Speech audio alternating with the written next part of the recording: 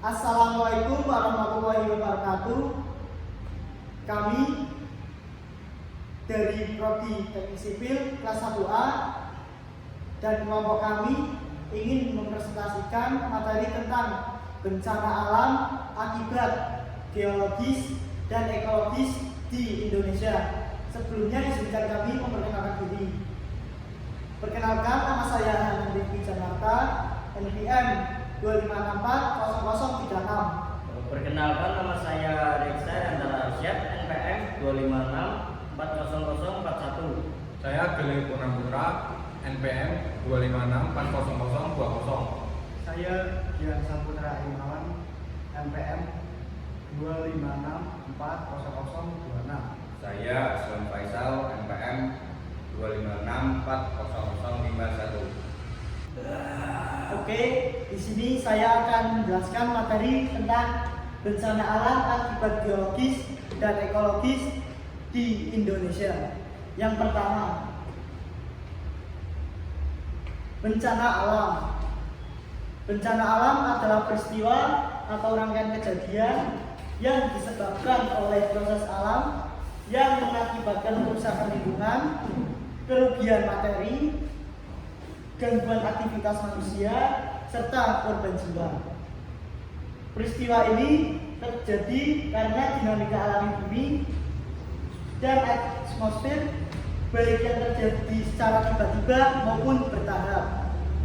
Yang kedua, jenis-jenis bencana alam. Yang pertama, bencana geologis. Bencana alam geologis adalah bencana yang terjadi akibat geologi, yaitu dinamika yang berasal dari dalam bumi maupun pada permukaan bumi. Proses ini melibatkan pergerakan lempeng tektonik, aktivitas magma, perubahan struktur batuan hingga ketidakstabilan lereng, yang kemudian menimbulkan peristiwa yang rusak bagi manusia dan lingkungan. Bencana ekologis atau juga bisa disebut bencana yang disebabkan oleh aktivitas manusia. Bencana ekologis adalah peristiwa kerusakan lingkungan yang terjadi akibat aktivitas manusia yang mengganggu, merusak, atau mengubah keseimbangan, sehingga lingkungan tidak lagi mampu menjalankan fungsinya secara normal dan memicu dampak merugikan bagi manusia maupun makhluk hidup lainnya. Selanjutnya, contoh bencana geologis, yaitu yang pertama gempa bumi, yang kedua tsunami, yang ketiga tanah longsor, yang keempat letusan gunung api, yang kelima likuifaksi, yang keenam pergerakan tanah. Dan ini contoh dari ekologis. Satu, banjir, yang kedua pencemaran air, yang ketiga tanah longsor, yang keempat kebakaran hutan. Bencana geologis. Gempa bumi, getaran atau guncangan yang terjadi di permukaan bumi akibat pelepasan energi secara tiba-tiba dari dalam kerak bumi. Energi ini muncul karena adanya pergerakan lempeng tektonik, aktivitas gunung api, atau runtuhan batuan di bawah tanah, dan macam-macam gempa, di antara lain gempa tektonik dan gempa vulkanik. Contoh yang digambar ini gempa bumi yang terjadi di Jogja. Selanjutnya, tsunami, rangkaian gelombang laut berenergi besar yang dihasilkan oleh perpindahan tiba-tiba massa air laut akibat proses geologis di dasar samudera. Secara umum, tsunami terjadi ketika perubahan bentuk dasar laut yang mendadak, sehingga kolom air di atasnya ikut terangkat atau turun.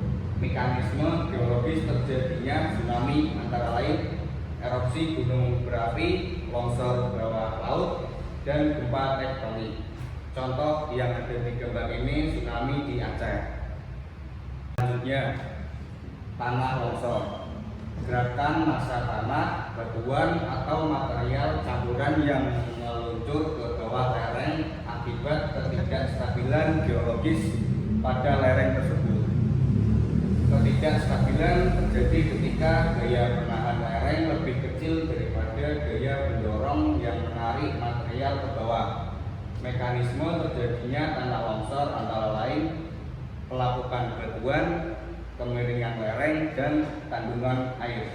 Contoh yang ada di gambar tersebut tanah longsor yang terjadi di Banjarnegara. Selanjutnya, letusan gunung berapi. Proses pelepasan magma, gas, dan material pada dari dalam bumi ke permukaan akibat akumulasi tekanan di bawah kerak bumi. Proses ini berkaitan dengan aktivitas tektonik khususnya di zona subduksi, rifting, dan hotspot. Bencana ekologis selanjutnya banjir, peristiwa meluapnya air ke airan daratan yang biasanya akibat ketidakseimbangan sistem ekologi di suatu daerah aliran sungai, yaitu DHS. Banjir bukan hanya fenomena hidrologi, tetapi juga hasil dari perubahan ekosistem, daya dukung lingkungan, dan interaksi manusia dengan alam. Mekanisme terjadinya banjir yaitu 1. Gangguan pada daerah aliran sungai, 2. Penurunan kapasitas sungai, 3. Penurunan daya serap ekosistem. Selanjutnya, pencemaran air. Kondisi ketika kualitas air di sungai, danau, laut, dan air tanah terganggu oleh masuknya bahan pencemaran seperti limbah, bahan kimia, sampah, dan sedimen lainnya, sehingga fungsi ekosistem perairan rusak dan tidak mampu menjalankan perannya secara seimbang. Contoh seperti 1. Limbah industri, 2. Limbah rumah tangga. Selanjutnya, tanah longsor. Meluncurnya massa tanah atau batuan dari lereng yang disebabkan oleh rusaknya fungsi ekosistem dalam menahan dan menstabilkan lereng. Ketika vegetasi, struktur tanah, dan keseimbangan hidrologi terganggu, kemampuan ekosistem untuk menahan air dan menjaga kekuatan tanah menurun, sehingga lereng menjadi mudah turun, seperti hilangnya vegetasi, penurunan kualitas tanah, dan berkurangnya penanganan erosi. Selanjutnya, kebakaran hutan.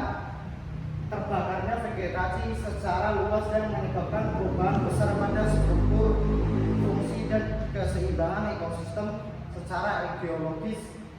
Kebakaran bukan hanya berisiko fisik membakar tumbuhan, tetapi juga gangguan ekologis seperti ecological disturbance yang mengubah dinamika organisme tanah, air, dan iklim di dalam suatu wilayah, seperti contoh pembakaran lahan untuk pertanian, penumpukan biomasa kering tanpa pengelolaan, dan kekeringan secara panjang. Selanjutnya, dampak bencana alam. Bencana alam menimbulkan berbagai kerusakan yang mempengaruhi manusia, lingkungan, ekosistem, dan infrastruktur. Dampaknya dapat terasa langsung maupun jangka panjang. Saya akan melanjutkan dari materi Mas Putra.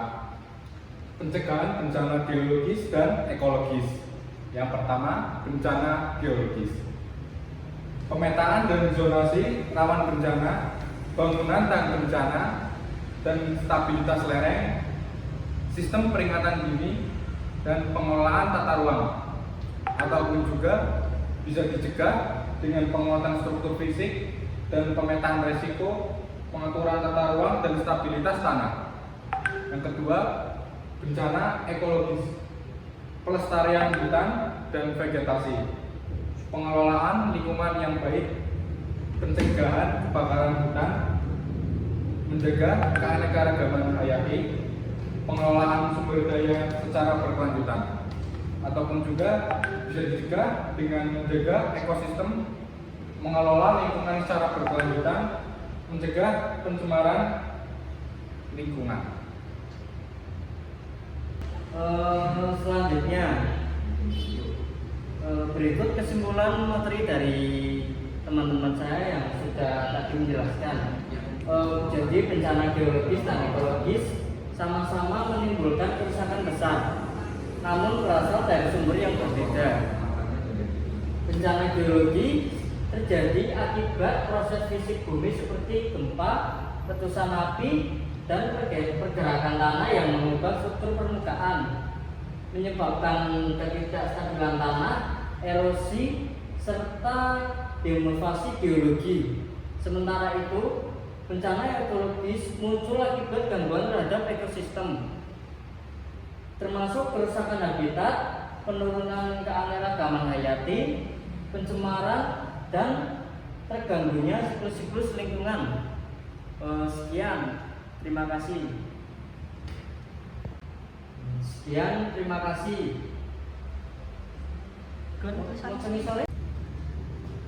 Sekian presentasi dari kelompok kami. Apabila ada kata-kata yang kurang berkenan, kami mohon maaf sebesar-besarnya. Wassalamualaikum